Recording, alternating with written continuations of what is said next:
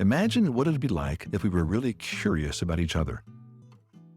Hello, and welcome to another episode of Relational Spirituality, the weekly podcast of largerstory.com, the podcast that sees all relationships as spiritual and all spiritual formation as relational.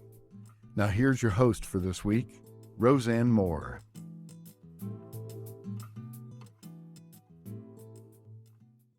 Hi, Larger Story community. Welcome to the Relational Spirituality Podcast. I'm Rosanne Moore, your host today.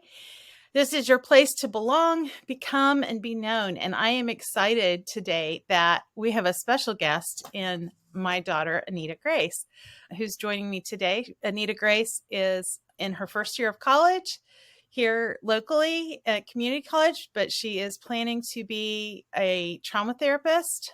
She volunteers currently with a therapist who works with horses. She loves training dogs and has a pet sitting business.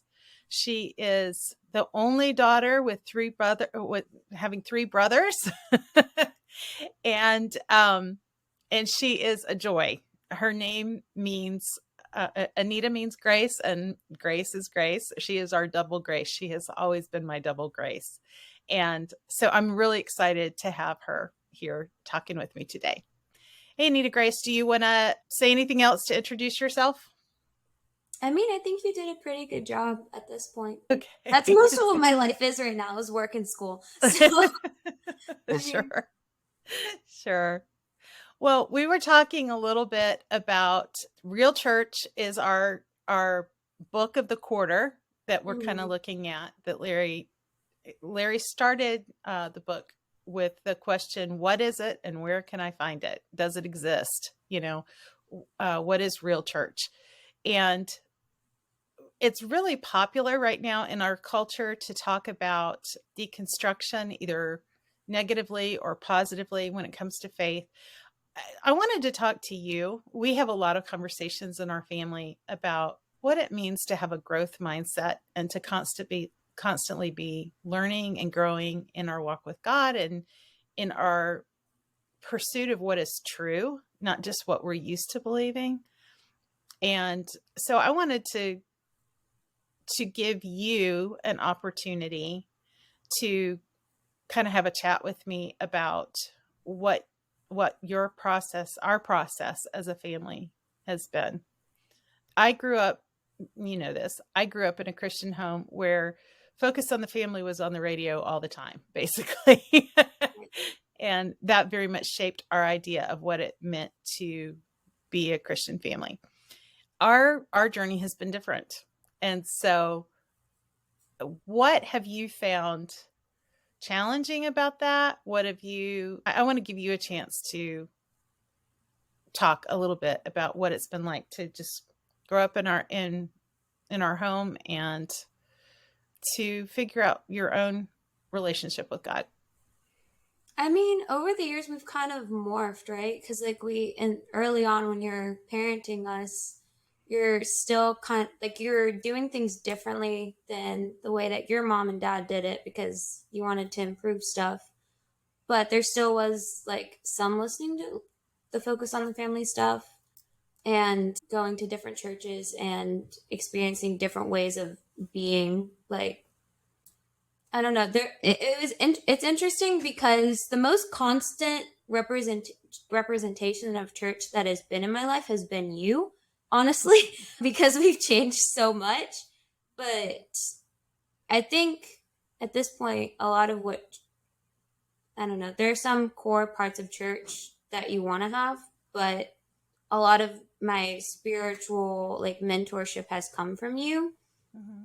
And so, because we'll have hard conversations and we'll talk, and you often are looking for the kind of the truth in the midst of stuff. You don't want to go with just what's trending right now. And that's more difficult. There are some churches that we've come across where people will be on the same path as that. But at least to me, it feels like that's more difficult to find. And a lot of times when I go to places, I'm trying to figure out, okay, how much of this is just kind of a formula and how much of this is authentic, just showing up in people's lives.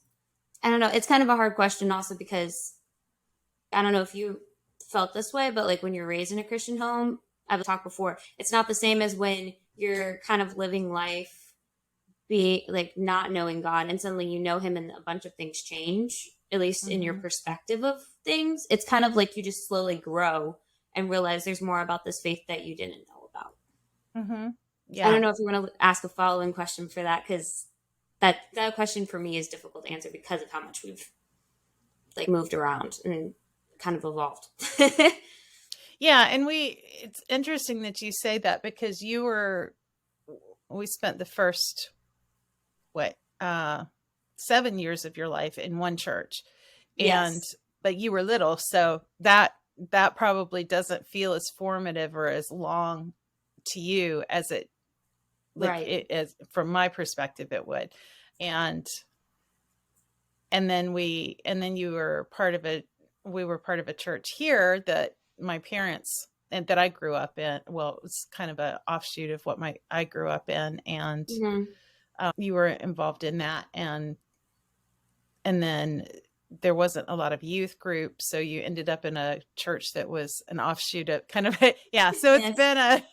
it's been a process of slow change. And then of course, COVID disrupted things. And then we've spent brief periods of time in mega churches as well. And The church that we were in when I was little was more established. They kind of had a campus. They had a lot of programs. So they weren't huge, but they weren't small either. So we go from that, we move to where we're at now, go to a kind of smaller church that's slowly kind of like, it's mostly full of older people. It's kind of dying. It's slowing down.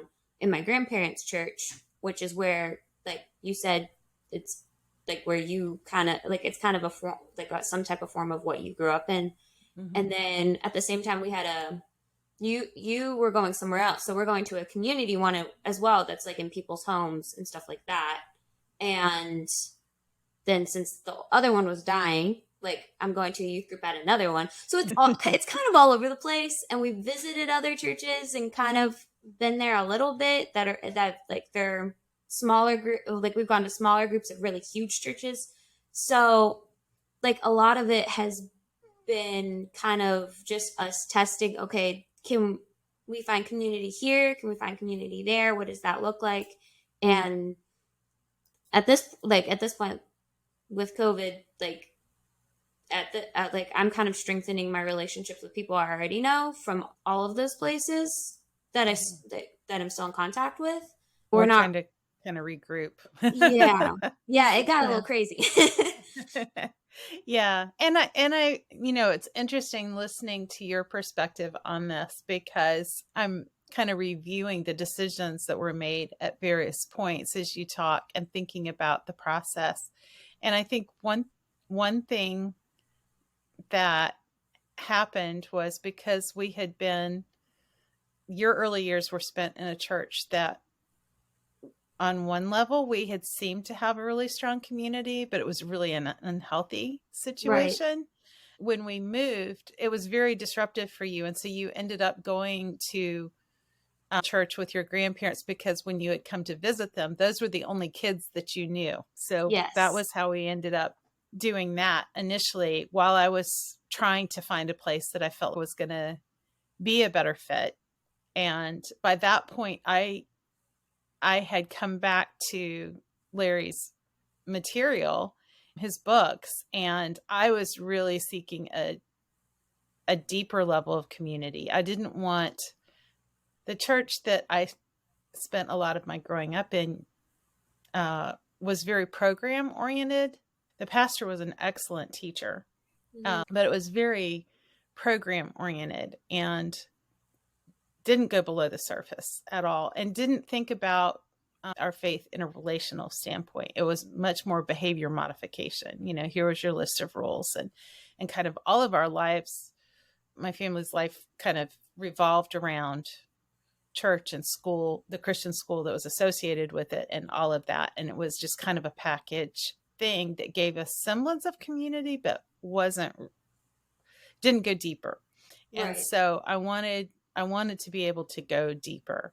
And so you're right. We've been on this quest for how do we look at spiritual community and church as primarily relationships that affirm the fact that we belong to God, and because we belong to him, we can become the people that we're created to be, and we can safely be known in community, showing up as we are, not as we wish we were. But that's the desire. I think that's what we've been not just wanting to find, but wanting to be a part of creating. Right. And I think you're good at that. You're good at, in your relationships, even at college, in our home with your brothers, you do a good job of asking questions that go underneath, and in your friendships of creating deeper relationships with people. So that's one of the things I appreciate. I think that's just the psychology like tendency. Like honestly, like usually people will say stuff and I'm like, that's not your real reason for doing whatever you're doing. Be a real answer, not the one I just want to hear or that you think I want to hear type of thing. But part of your interest in psychology and therapy is because we have, as a practice, as a family, we've been looking at what does it mean to live from the inside out, Yeah. I think that is something that's shaped how you think about the world, how you view the world. So I want to go back to, like it said about deconstruction, or, it's kind of a popular idea in certain circles, the idea that, young people are, I don't know. Yeah. What messages do you tend to hear about the church that frustrate you? Mm-hmm. What are the things that you would like to be part of? If you were to have a church community, what are the things that draw you? What are the things that are turnoffs to you? I mean, that's a lot of questions. Or at least I have a lot of answers, I suppose. I mean, something that I struggle with, like part of the reason I can sometimes be a little critical of churches that I visit is that there's sometimes it feels like a focus more on like sensationalism. If it's big enough and bright enough, shiny enough, whatever, it's going to draw younger people to you or new people in general. Like it's kind of like Feels gimmicky. it like part of me, it reminds me a lot of the kind of like an ad, like in a weird way, or like something where like in our world we have a lot of advertisements, right? And everybody's trying to be like, okay, my way is the best, this will get you the results you need, and this is why you should do it, and it has pretty colors. And like I know that the church needs some marketing because you don't want to just be invisible. That makes sense. You want to get the message out there. You want people to find you. Yeah. Right. But there's to an extent where I'm listening and I'm like, okay, I get you're doing the emotion part really well of getting people, I don't know, like you're trying to make them think, but you're kind of doing it from an emotional aspect, and you are going to miss some people who are like emotionally exhausted, and they're like, okay, you need to just show up in a like physical, logical way of, I don't know, like outreach. Like You want substance, not showmanship. Right, exactly. And like I'm far more curious about churches that actually show up in the community when there's like some type of deficit. Like when they're in touch with that and they're like, okay, this is the reason that churches are supposed to exist anyway, right? We're supposed to be a community. We're supposed to show up in tangible ways in people's lives and not just be like you've seen the billboards of, well, we have one in our town. I don't remember exactly, what is it? Jesus is the answer to all your problems, and that's all it says. Which I'm like, yes, but like whenever that's kind of as far as people go, where it's like the little It feels cliche. Yeah, I'm like something that never gets old is showing up in people's like hard times where they feel invisible. Like to me, whenever a church does that, I have a lot more instant respect for them because it shows that they're really thinking about kind of like Jesus's ministry. A lot of what he did was showing up for other people. That's his whole thing, is Well, showing up for other people. yeah, he came to show us the Father. So it Yeah. was relational. It was completely relational and present and incarnate. He was there with skin on to show us who God is. Yeah. Yeah. Um, I'm And it sorry. also, Go ahead. no, you're sorry. I didn't mean to talk over you. I was going to say more. I don't want to change your train of thought. I, I think part of that also, like when I see people who are experts in other areas also then connect their faith and they're not separate, because like, this isn't the case in all churches. I've met some like people who are really like they're experts in their field and they're Christians and they like sync the two and it works really well. But I've also seen where it's kind of people are interested in going deeper and so they kind of segregate their lives, which like that's part of a big complaint of the church anyway, is that young people aren't invested enough with the church and they're like going to church on Sunday, but then they won't live it out in their personal life.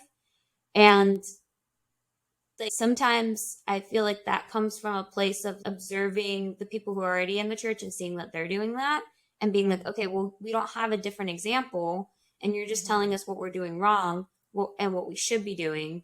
And it doesn't always get lived out, or if it does, they may not see that. They may not be there for that or whatever. I don't know how, like, there may not be a point of making sure that they're present for that. Right. Right. Yeah. Because the whole point of discipleship and of church is to make us like Jesus. And that if we believe that he came, Easter is as we're recording this, Easter is coming up next Sunday. Right. It'll be a few weeks after when it actually airs. But if we really believe that Jesus came to restore our relationship with God and that God is redeeming the world through him and bringing us back into relationship with him, that should change everything, right? Yes. We're not alone.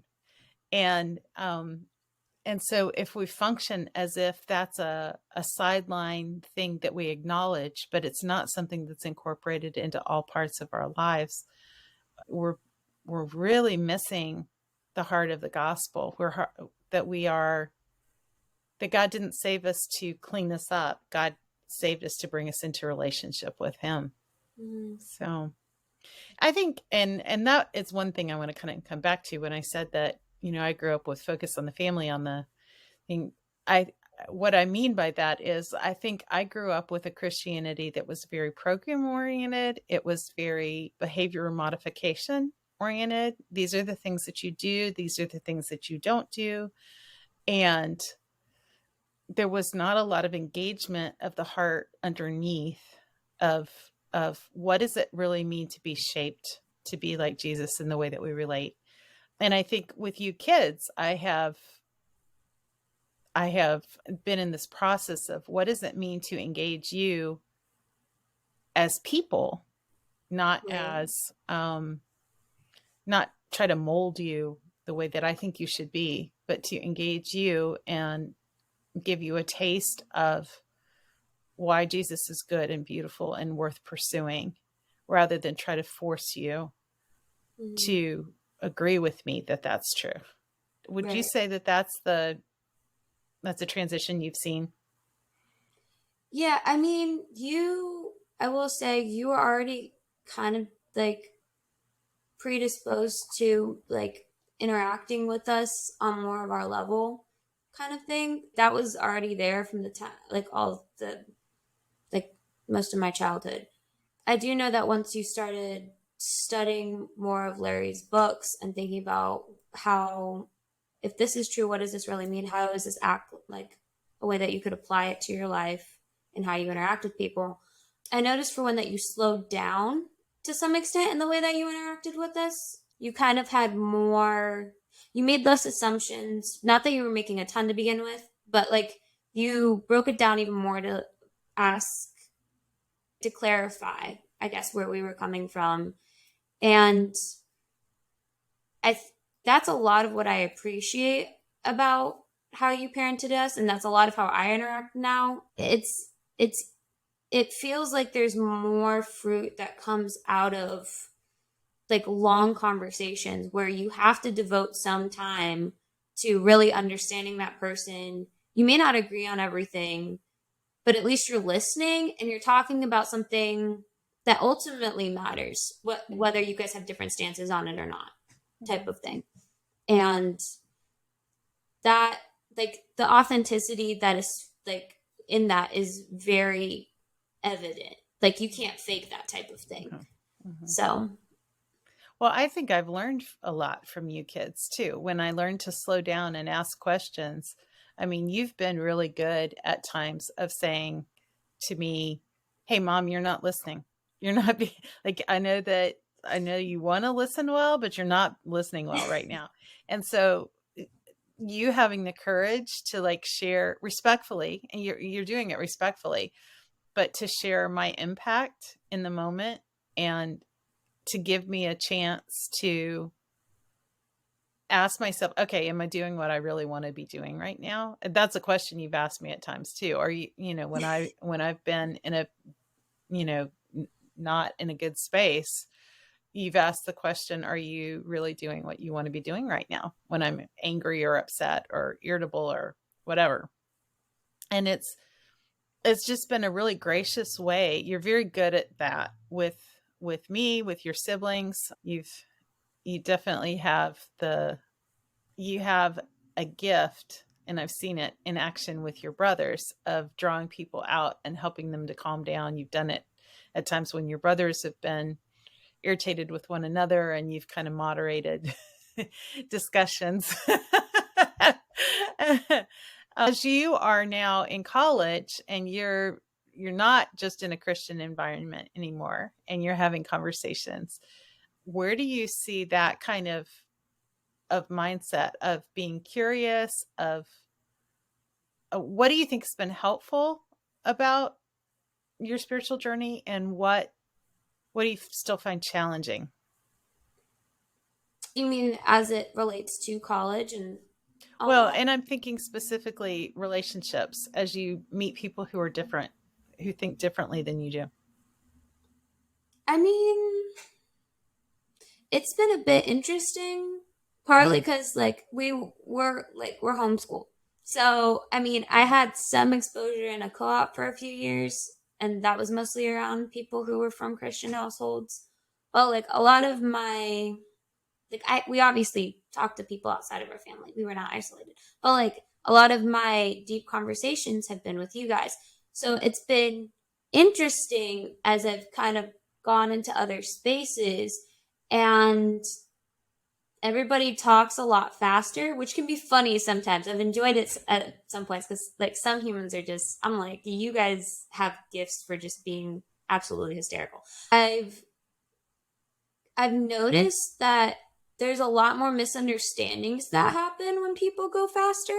And oftentimes when stuff's come up because of my position of thinking about how to properly interact with people and how, like, what would make them feel seen, I guess. Mm-hmm. I often take a different stance than some people. Like, I've had people get into, like, kind of tiffs about issues that are, like, kind of, like, hot topics in, like, politics or whatever it is.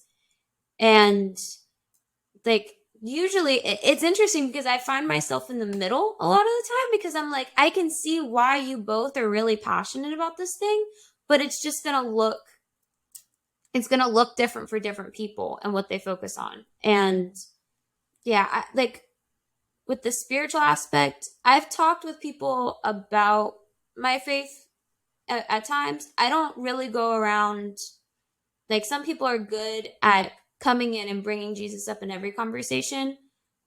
I try to have Jesus, like for myself, I feel like it's most natural and most authentic when I let Jesus show up in just my normal interactions with people in ways that are like slower. Because I don't want to just, there's a lot of, like when you go fast, there's kind of a formula to going fast. And within the Christian community that I like, whenever I've experienced that, it doesn't feel like there's a lot of depth behind it. not a lot of interest in other, this isn't true for everybody, but there's not a lot of other interest in other people of finding out, okay, what's your actual struggle? What's your history with the church? What's your history with Jesus? Where have you felt met by them? Like all those, or have felt kind of abandoned, or even like had hostile interactions. And like, like I believe Jesus can work through anything that we say, but that doesn't mean that you should just do it without thought. Like the person in front of you matters, and that the way that they take in information matters. And it's not, I don't know. I think one mistake that has been in the way that we think sometimes is that we think we'll change people by telling them the truth. Yes. And what we fail to recognize is that Jesus was the embodiment of truth. So it's not simply saying certain things, but it's actually showing up with the energy of Jesus. Yeah. Yeah. That is the truth that makes people, that catches their attention and makes them curious for more. Yeah. Yeah. Yeah. I think that's and good. It's interesting too, because I don't know, because we've bounced around a lot in like churches or whatever, not all of them that like I've been in have been really the same, whether in their way of community, in their way of teaching, like they haven't been the same. So to some extent, I'm like, oh, like a bunch of Christians are reading the Bible and they know Jesus, and yet they're branching off into different forms of that, of how they show up, of how they do things. And some of them are a little more problematic than others, like obviously, but it also just, it kind of reminds me that there's not like, it kind of goes back to the program idea. There's not really like a step 1, step 2, step 3, and then you are set and you're in the right, and this is what a Christian looks like, and living in a Christian way looks like. You have like people with different talents, different backgrounds, different callings, and that's not bad, because not one person can do everything, and you will burn yourself out trying. So having people that are a bit different from you, and you may think, okay, theologically, I like the stance on that, because it's like one of those unclear things where we don't know. Like you could have two different stances, but if you both are seeing the same need and deficit in people and in the world, and you're trying to bring something something that Jesus is calling you to, like that's kind of what I try to focus on with people, because I know that I've been friends with Catholics. I've been friends with people who are Pentecostal. We're non-denominational technically, but like I've been friends with other people where it's like their way of doing things is very different from how I grew up, where it's more like about relationship. The steps kind of fluctuate. But it's very obvious that those people still like see stuff in the world where that's not fair. People are hurting, and they take their own approach to meeting that need, and they care about it. So try to hammer people into the exact right way of doing things, instead of just being like, we both love Jesus and we need to show up, and encouraging that part. Like you can have deep conversations about your differences later, but like that first part is what really matters in the difference you're going to make.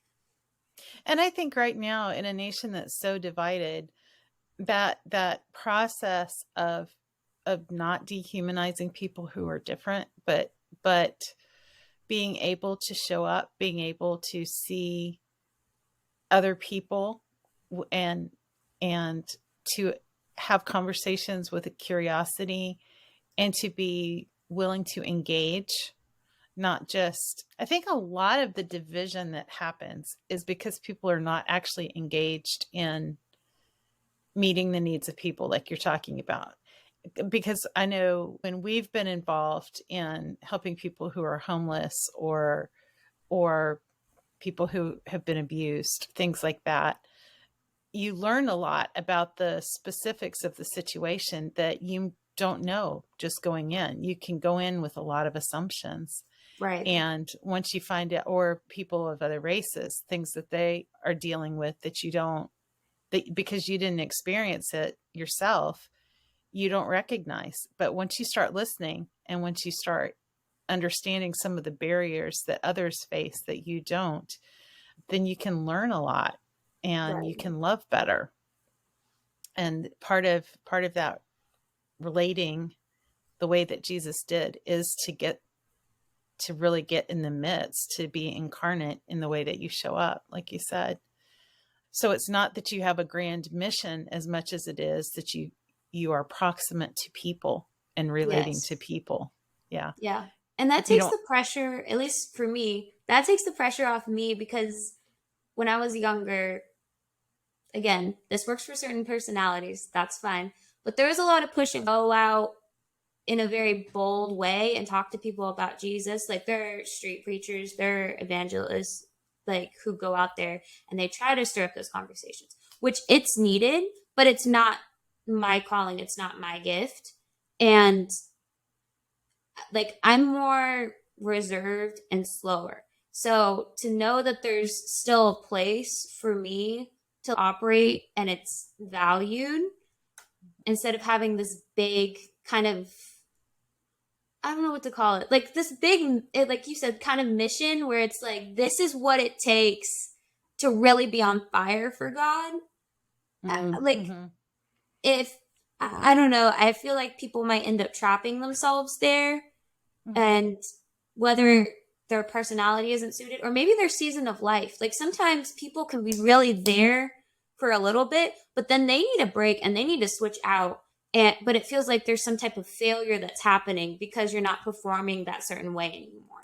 And I just, that's something that I try to keep an eye out for, because anytime I tried to reach that type of that level of interaction with other people, I felt like I sacrificed like my authenticity. Yeah. Like it felt like I was putting on this persona, and people can tell. People are smart, even if they're not Christians and they know the lingo, they can tell, especially people who are street smart, they can tell if you're being like real or not. And it's not even always that people's hearts are hard, but it's that they can tell, okay, this person like is just kind of subscribing to something with a step. It's not really deeply changed them. And especially like a lot of the people that I've met who I've become friends with, who when they're against church, they don't want to go into church, and they're very street smart, they can, like, I don't know, they themselves are showing up the best they know how. And I may disagree with some of the choices they make, and I'm like, that is going to hurt really bad down the road because you're not thinking about the consequences. But they at least are like, this is who I am, this is how I show up. And if they see a Christian who is struggling themselves, but they're still pushing to be in this persona because they're told that's how you reach people, they're going to be like, okay, obviously I am doing better than you because I at least know who I am and I'm honest about it.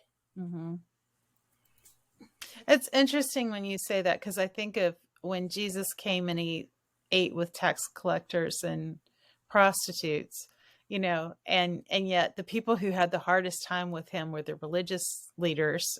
And that was the core issue. You have to start with the honesty about your struggle, about your sin. If you can't own that, if you can't own the truth about who you are, then I can't help you. It's not the healthy that need a doctor, it's the sick. And we're all sick. So, yeah. I think that's another way. Like, I know that there's stuff where it's like, it's sin and it's a moral issue. But at times, I don't know if it's just that, like, that terminology has made people kind of turn off their brain when you start talking like that. I've found that that's not really effective. And when I come across, I've told you about scenarios where I've had like classmates who have asked to do something. Like I'll just use this and keep it anonymous. I had a classmate who was like, would you rat on me if I cheat? Because she was, to be fair, this girl was stressed to the max, was working a lot of hours, didn't want to fail a class, doesn't even want to be taking this class. It's a general credit, whatever. And in that moment, I'm like, I don't want to be, I don't want to be party to that. Like that's something against against my ethics or whatever. But I also know what it feels like to be that stressed. And it's just like you have to get through this moment and you're not thinking about the consequences about what you're really sacrificing and something like that. And so in that moment, like instead of being like, oh no, you're just not supposed to, because I was like, that's like, I don't want to create this divide between me and this person when I do understand. I just was like, I personally don't think it's a good idea because, and then I listed, okay, first off, you're going to get caught probably the way that you're about to do it. There's not an easy way to cheat on this test. Like, I like kind of deconstructed it. These are the consequences. This is actually what you're risking. And like talking like that of, is this a healthy decision that you will want the consequences of, good or bad? And as I recall from what you told me when you're telling me about it, I'm like the core of how you addressed it with her is you called her to be her best self and not to give away to the stress of the moment, not to lower who she was because of the stress of the moment. But you essentially called her, you saw the image of God in her and you called to that image rather than making it like not that moral discussions are wrong, but in that moment it wouldn't have helped her. It wouldn't have moved her toward any or awakened a desire for anything different in her if you had talked to her in a moralistic way. And instead you talked to her as a fellow image bearer and you called out her best, like you called out the image of God that you knew is in every person, even if they don't yet know him, even if they're dead to him spiritually, you know that he's put that in there. And so I know Larry would talk about how in every conversation with another believer, the Holy Spirit is always at work. Mm-hmm. And when you're talking to a person who doesn't have a relationship with God, you still are talking to an image bearer who was created to thirst for God, to be hungry and thirsty for God. And so that's what you want to tap into if you're dealing with that person, that deeper level of the hunger and thirst to be what they were created to be, to have the relationship with him. And of course, we know that only comes when we have a relationship with him. But yeah. Well, we're coming close to the end of our time. Is there anything else that you would like to share before we go? Your thoughts on church? For people who, I know one comment you've made to me at times that you have said you wished older believers at church. How did you say it? You felt like they often tried to answer questions that you weren't asking, and they weren't listening to the questions that you were asking. Mm-hmm. You wanted input from people who had been believers for a long time, but you found it difficult to receive that because you felt like they had an agenda and they weren't listening to what was actually being asked. Yeah. Can you say a little more about that? I mean, I think in the conversations I've had with people, I know that some people want their privacy and that's fine. But I've often talked to people, like people's life stories, especially when you're getting towards the last few decades of life, you have a lot of experience that I'm interested in. I'm interested in people in general, but if you've lived through a bunch of stuff, then I'm even more interested. And so when I would talk to older Christians, and we would be talking about faith, but they didn't really tie it to like something in their own life. It was kind of just, it felt like rhetoric, if that's kind of like maybe a harsh term for some people, but it felt very, this is the right answer to plug in. This is how you engage with younger people, like stuff like that. Instead of just showing up and being like, hey, this is what I lived through. This is kind of backing up where I'm coming from, and just having a conversation like person to person. Because I will say some of my peers right now are going like through a thing of having a lot of freedom, and they're not interested in those conversations. They're interested in doing stuff that they want to do and not thinking about consequences and long stuff. But a lot of us also are just really curious because, like, we know that older people have lived through the stages of life that we're living through now. I think that people who are older kind of discount the impact of their story. Like, they've lived through the same life stages that we're currently living through. They had world events happen. They had all this stuff that they had to navigate. And they don't, at least a lot of the conversations I've had, they kind of act like that stuff isn't interesting, or they don't include it. And they'll just talk about they'll talk about kind of the surface level of Christianity, the stuff that the youth is supposed to hear, and it's supposed to get them interested and stuff like that. When honestly, when I sit down with people, I would rather hear about challenges you had growing up, places where God met you, what that looked like. Some things where you're like, I don't get why the church does this, but I don't know. I feel like once you get to a certain point in life, you just have a lot of wisdom that you could share. And you also have the benefit of being like, there are new things that happen, but as humans, we have patterns, and they happen a lot. And I don't know, it's their life and the way they lived is not completely separate from what we're experiencing now. And I think people just don't put enough stock in that and show up as an individual. They show up as, I don't even know. There's some type of divide in just communicating with people normally. I don't know if it's easy to have conversations that are based on concepts or principles instead of actually engaging. And the hard part is when you do that, it's hard then to keep growing, because you have all this stuff that you think you know, and then it can't be challenged, right? But if you actually have a conversation where you're tying it to your life and your experience, then and you've said this to me before, because when I've done that, there have been times we've gotten in a conversation and I've started to go there and give you, this is how you should think. And you've said, Mom, why? Because I have to know why this matters. I have to think it for myself. I can't just adopt what you say and so then that backs me up, and I have to go through and talk about the process of what I lived to learn that. Right. And then the benefit of that is not just for you, but it's also for me, because then you can ask questions, and that gives me an opportunity to separate what woundedness may have shaped my perspective coming out of that. How much of what I feel so passionately about is actually true, and part of it may be true, but part of it may be my own woundedness that's unresolved.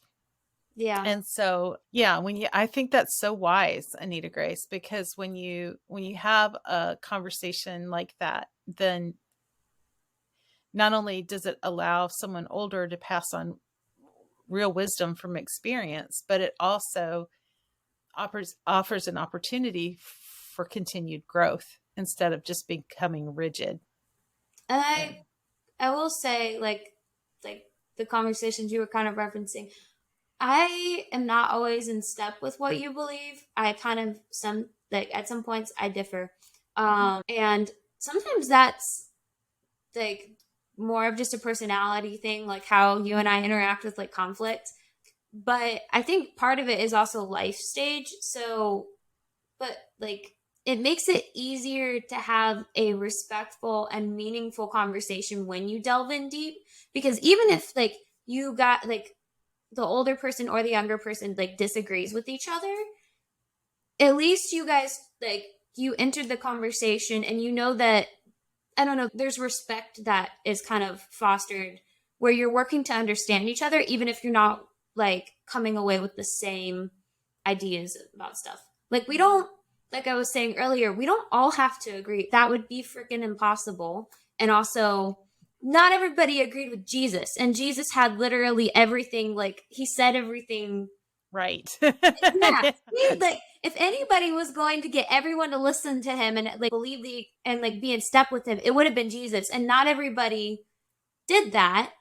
Mhm. And I think now, like in a more calm sense of that, not in the like persecuting sense, I wasn't trying to go there, but like you can still have meaningful conversations and differ, and it won't be the end of the world. And Right. it might be that also as people get older, their views might change. That's also part of it. Like the experience of having to live through something yourself. Like sometimes that is a more effective at long-term like shifts. Like it's a better teacher sometimes than just hearing stuff, but at least Mhm. you have the respect and you don't feel disregarded on either side. I know that you were on spring break this week and you're still busy. You're still working a lot and have a lot going on. And so thank you for taking this time, honey, for having a conversation with me on here.